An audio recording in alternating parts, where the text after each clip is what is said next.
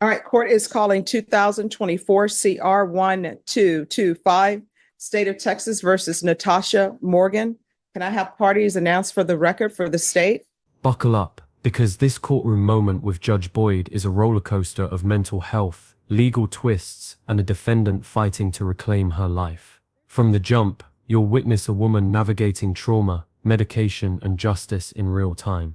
Natasha Morgan isn't your average defendant. She served 20 years, claims past false allegations, and is now pleading for stability instead of prison. But Judge Boyd, she doesn't back down, doesn't sugarcoat, and doesn't tolerate defiance. You'll see the gavel come down with compassion, but also cold clarity. This case raises critical questions. What role does mental health really play in sentencing? Can probation with conditions be more powerful than prison time? And what happens when someone genuinely wants help, but the system questions their sincerity? This isn't just about legal rulings, it's about second chances. And trust me, things get heated. Now let's get into it.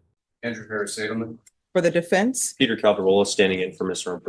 Humberto Saldana for Yeah. Miss Morgan. And are you Miss Morgan? Yes, ma'am. All right. Yes, ma'am, Your Honor. All right. I got a little sore throat because the air conditioner over there in my dorm in 2 Bravo is freezing cold, and I'm sorry, my voice is a little hoarse. I wasn't talking to nobody, Your Honor. I respect the judge. My mother was Air Force pilot, 97286, even though I broke the law before. I apologize. Oh, your apology is, For a lot. your Several apology months. is accepted. It's horrible conditions. Yeah. This early moment sets the tone. Judge Boyd acknowledges the apology, but notice her phrasing. Your apology is accepted. It's formal, controlled. She isn't handing out sympathy. She's acknowledging protocol. What's powerful here is that Natasha starts the hearing by invoking her background, a mother in the Air Force, poor jail conditions, her illness. It's an emotional setup. And while the judge listens, she doesn't get drawn into the emotion. That separation is critical. Judges often have to weigh trauma against legal reality. This begs a question for you watching. Do you think a defendant's past, like trauma or upbringing, should weigh heavily in sentencing decisions? In this courtroom, acknowledgement is not acquittal. Judge Boyd's professionalism is a reminder that justice can be firm, even when it's compassionate. All right. So here is my question. Defense, have you had a chance to confer with her? She said that she was hearing voices or. I take medication. I take Giodon. All right. And do you Yes. believe she's currently competent? I do so believe, Judge. I did speak with Mr. Saldana, and he expressed that his intention to go forward with this plea and Miss Morgan's intention to go forward. All right. Ms. Morgan, can you raise your right hand for me, please? Do you solemnly swear and affirm the testimony you give will be the truth and nothing but the truth, so help you God?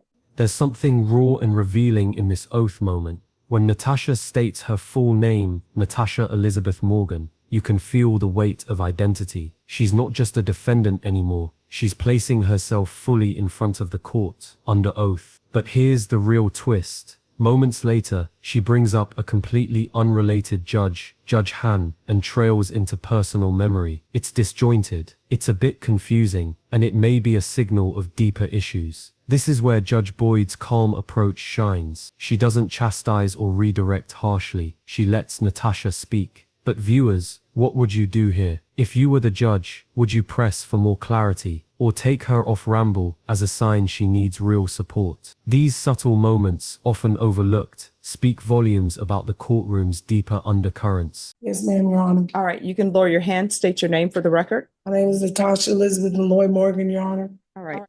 Ms. Morgan, if you were released, where would you be living? I was gonna go to the Hayden, while you was gone on vacation. I seen Judge Han, I believe her name is, on May the 17th, Your Honor.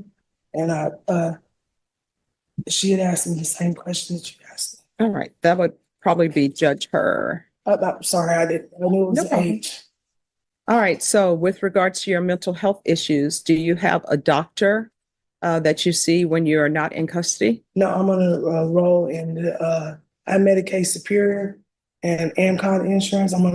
They have Central Meds up there, but they have Center for Health down the street that they have a psychiatrist there that will be available to give me my psychiatric medication.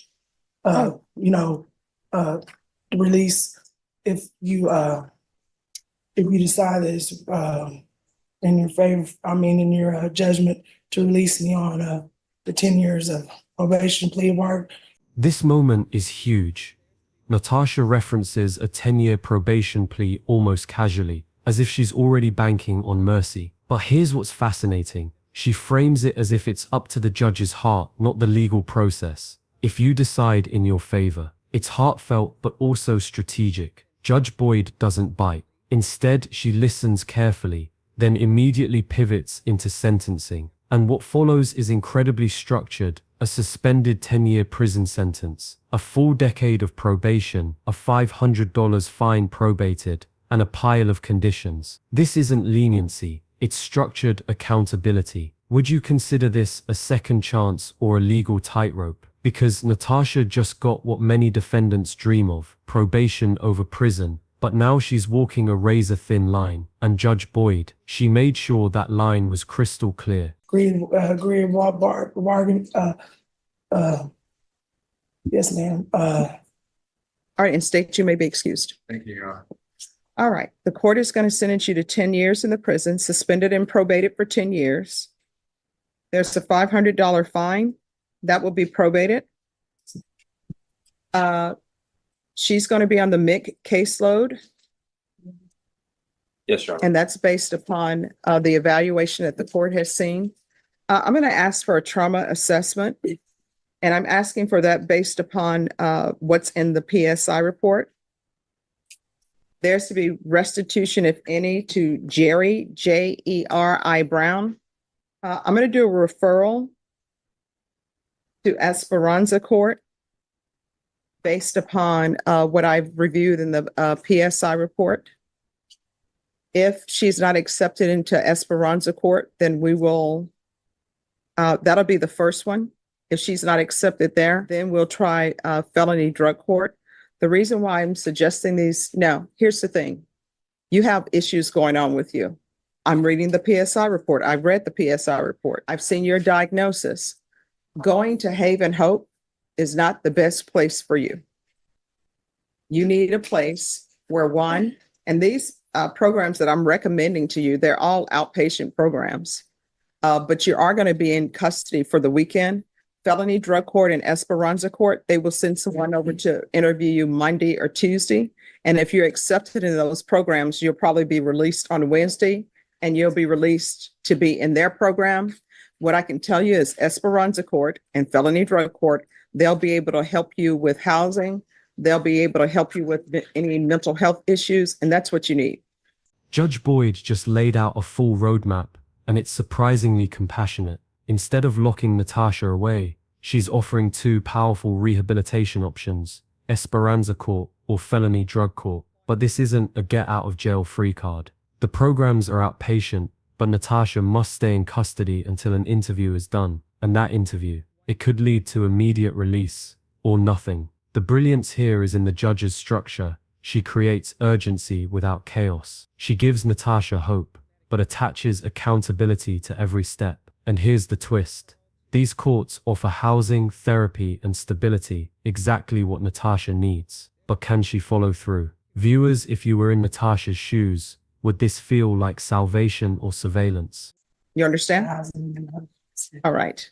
And they will do it by next week. It will be done. It's not going to be done. Well, there's still a strong possibility they may be able to see you this week, but because of the holiday, it may not be 100% this week, but definitely by the following week. And counsel, if it's not done by Tuesday of next week, just come back in and we'll have it brought over and I'll do something else. Yes, Your Honor. But you need to be open and honest with them. You understand? All right. There's to be regular reporting by Zoom or in person. There's to be regular random UAs. There's to be proof of employment or SSI within 45 days of release. There's to be no employment as a home health care provider or with minors. Field visits, one time per month until proof of stable medication compliance, and a referral to Center for Healthcare Services. There's to be 200 hours of community service restitution. I'm going to order anger management. Once that's completed, the community service hours will be deemed satisfied. Probation, is there anything else she needs? No, Your Honor. All right. Is there anything else you need from the court to be successful? I wanted to ask you, am I allowed to speak? Sure, yes. I don't understand. I've been in psychiatric care since the age of 9 years old, state of Oklahoma Mhm. and in Texas.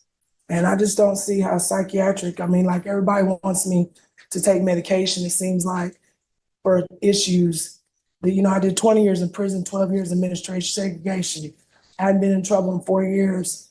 And 2 of them imprisonments was on false allegations. And then on this one, Well, here's the thing. Let me explain something to you. So with regards to medication, if the doctor says you don't need medication, if the doctor says, she just needs therapy, then that's what we'll do. But what I'm reading in the TAP evaluation, it states that you're on medication at the jail.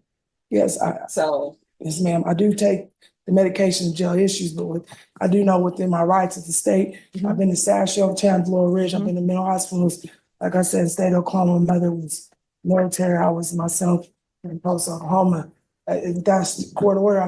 Like medication, I don't use drugs or alcohol or anything Well, like this is that. what I can tell you. Legally, with medication, if you choose not to take the medication, what's going to end up happening is you may or may not decompensate. If you decompensate and become incompetent, they are probably going to take you into custody because this is considered a violent offense. And then they will seek to help you regain competency. And if they determine that medication is what will make you become competent and you choose not to take it, it will go before a judge. And then when it goes before that judge, they'll have a hearing on whether or not medication is to be forced. So what do you And here's the thing, you'll have an attorney to represent you at that hearing. I'm just giving you these rules and I give people conditions. You have a choice. You can follow them or not follow them. That is completely up to you. And of course, there are consequences when we make certain choices. This section is the emotional and legal backbone of the case. Natasha passionately argues that she's been in psychiatric care since childhood, that she doesn't need more meds, just understanding. She even says she's been clean for years and spent over a decade in prison. But Judge Boyd responds with legal clarity. Medication is optional until it isn't. If Natasha decompensates, the court may intervene with forced medication rulings. This is real talk. It's not about punishment. It's about public safety, stability, and legal boundaries. Here's the million-dollar question. Should someone who's mentally ill but high-functioning be forced into treatment if they decline it? The courtroom is walking a legal tightrope between autonomy and obligation. This moment highlights the complexity of justice when mental health meets violent offenses. All right, good luck to you. If you need anything, just let the court know. All right. On this case, my understanding, a motion to revoke has been filed. I believe so, Judge. Yes. Yes. With regard to the non-enrollment in the Esperanza, Judge, I believe my client was a little bit confused because she was under the impression it needed to be a prostitution or a drug charge. Now I told her that that's not necessarily the case. If the Esperanza court assesses her and they feel that she does meet criteria, then she would need to do that program. I did speak with the Esperanza court caseworker, Ms. Benavides. She did state that they attempted to do an assessment, however, that was cut short, but that they would not mind doing an assessment now that my client knows more about the program and to be able to give them a better look as to whether she meets criteria or not, that they can meet with her and assess her either tomorrow or Thursday. Okay, here's the thing. I don't know why I should give her a chance to do that. And this is why I'm saying that. When we were here on July 2nd, here we are in August, I ordered that she was to be assessed by a Esperanza court. I don't know why people think, and I'm speaking in general terms, why people think when I order something, their option is, oh no, I'm not doing that. I don't want to do that. The word I received back from Esperanza court, I believe, is she didn't want to do it. She'd rather just go to prison. I think it was just be continued to be allowed to do her probation. I know that she was released and checked in and did her orientation. I wasn't released. Excuse me, Your Honor. Can I please have permission to speak, Your Honor? Sure, you can speak. You can explain to me why you didn't follow. I got on July 16th, ma'am. When I seen you July 2nd, I've been over here 11 times. Things boil over here, and fast. Judge Boyd wants to know why Natasha didn't follow the July 16th order. Natasha insists she did do the interview, but the confusion is thick, and the tension even thicker. This is the kind of moment courtroom drama thrives on two narratives, one judge. Stakes rising. Judge Boyd's frustration is valid. She's hearing mixed messages. Natasha, meanwhile, appears desperate to explain but struggles with clarity. It's emotional. It's raw. Audience engagement check. Do you believe Natasha genuinely misunderstood, or is she backpedaling?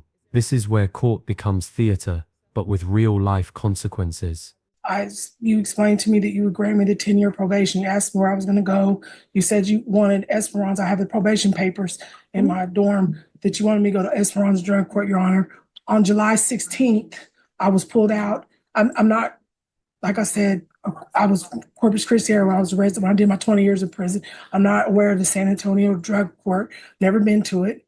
No, but here's the thing. I did it on July 16th, ma'am. They took me to Esperanza. Understand. I did the whole interview for an hour. And you said, No, I did I an don't interview. want it. No, you said, I don't want Esperanza Court. Did you not say, well, counsel, Judges, I will tell you this. There's a motion to revoke that's been filed. I'll hear the motion to revoke and everybody can present whatever evidence they wish to present. Your Honor, if she does not meet criteria, then she would not be able to do the program as well. And that's what we believe, is that she does not meet criteria for the No, program. she said, my understanding is, and this is from probation, that she did not want to be in Esperanza Court. So this is what we're going to do.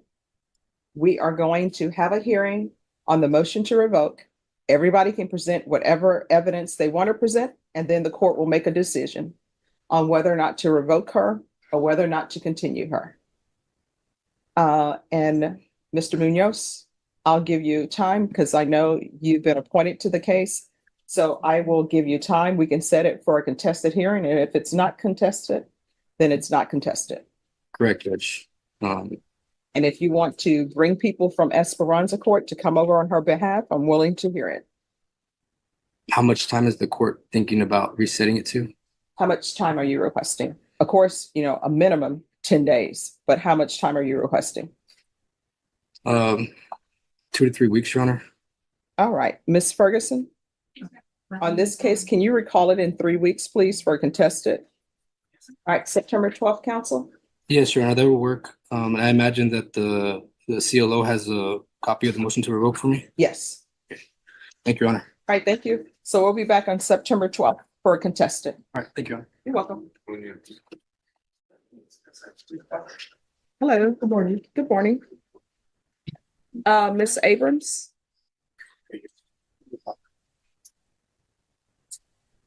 Yes, Judge. So where are we on this case? So Judge, Mr. Munoz has done a wonderful job coordinating. And with I the smile at that because I knew you were always going to does. say that. He always He always does. does, right? Thank you. I'm coordinating with the PICU unit, and I made a couple of phone calls to Crosspoint, and they have accepted, approved, ready to go with Ms. Morgan if the court allows. She has been approved for housing with them. They have agreed to ensure that she is on her medications and in conjunction with the Center for Healthcare Services.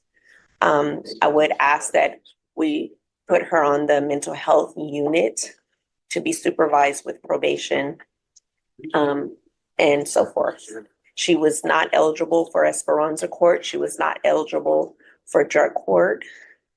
And I think at this point, this is the best place for her. All right, state. Judge, my understanding is that she was accepted into Esperanza Court. I think this may be the next best option that we have available. So are you all withdrawing the motion and alternating amending conditions? Yes, Judge. All right. No, So is this what you want? Yes, ma'am. I wanted you to do better, Your Honor, and be a productive member of society. I wanted to say to you, I owe you an apology. I was angry. July 16th was a hard day for me. I have been through a lot of trauma in my life. Now this is a breakthrough. Natasha drops her walls. She apologizes. She acknowledges her trauma and her anger. It's the first time we hear true vulnerability without confusion or deflection. Even Judge Boyd softens here. She offers personal advice, like not responding to emotional emails right away. That's not just legal guidance. That's life wisdom. This is what courtroom redemption looks like. Not just paperwork, but human connection. So let's pause here. Can we give credit to a system that still allows space for healing? Because while not every case ends like this moment is why restorative justice matters. But I know I don't want to die in prison or go back to the prison. I want to do the best I can to be successful in life. I still have children. I have a 13-year-old, 24-year-old, 27-year-old grandchildren. And I owe you an apology for getting angry and saying I was angry, and I've been wanting to take anger management, and I'm going to take anger management and comply with all orders of probation department and the orders that you've written. All right, well, apology accepted. And this is what people don't understand, and it's a hard thing to do. And, you know, I'm constantly growing. Nobody's perfect. Everybody's constantly growing. And I will tell you what I've learned to do, and I have to constantly remind myself to do it. If I see an email and I'm upset by the email, I don't respond to it right away. I'll respond to it the next day. And so that's what you should probably practice, responding the next day, because then you can perhaps take a step back and look at things objectively. That's my 2 cents. That's a really Well, good tip. actually, not my 2 cents. That's at least $1. That's a really good tip. Yeah. It's hard to do, but if you do it, you'll find out that it's better for you. Because once you said something, you can't take it back. And there's never been a regret, I don't believe, where you regret that you didn't send an email right away, you know? All right, so I'll do the referral to Crosspoint. I'll agree with that. We're alternate man conditions. If you'll file the motion to withdraw. Yes, Judge. So we'll alternate man conditions to include Crosspoint, anger management, referral for Center for Healthcare Services, And mental health unit. and mental health unit. Yes, ma'am. All right, so in this court, people will say that probation is difficult, but I put conditions in place because I'm hoping those conditions that I put in place are something that will help you be successful. So in this court, to be successful on probation, communication is key. Your attorney will tell you this. If you have an issue, let probation know. If you think you're going to use, let probation know. I normally don't revoke people for seeking out help from probation. Like, I'm going to use probation, help me. Because we're here to hopefully make you a success. Yes, ma'am. Your Honor. All right. Is there anything else?